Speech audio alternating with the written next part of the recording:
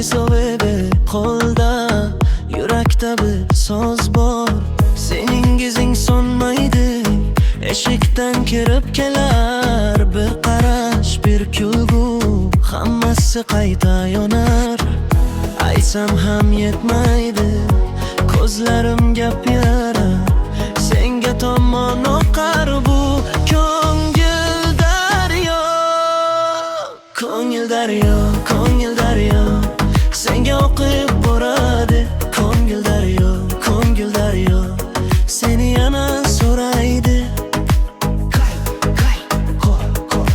Ko'ngil daryo, ko'ngil daryo, men seni sevaman.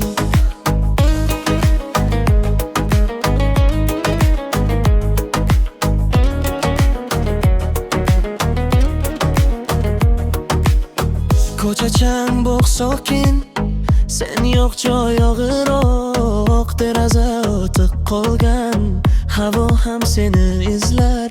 Bir xatga sig'ismas so'zlar, bir kechaga sig'mas dard. Men hali ham shu yerda, sening nomingni aytsam ham yetmaydi, ko'zlarim gapirar, senga tomon oqar bu ko'ngil daryo. Ko'ngil daryo, ko'ngil daryo, senga oqib boradi. Ko'ngil daryo, ko'ngil daryo, seni yana so'raydi. Ko'ngil daryo, ko'ngil daryo, men seni sevaman.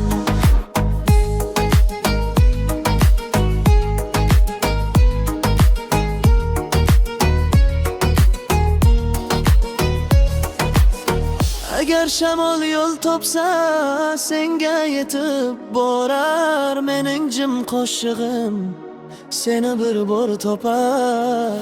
Ko'ksimda bir nigoh bor, o'chmaydigan olovday. Sen bilmay ketgan dardim noming bilan yashaydi. Ko'ngil daryo, ko'ngil daryo, senga o'qib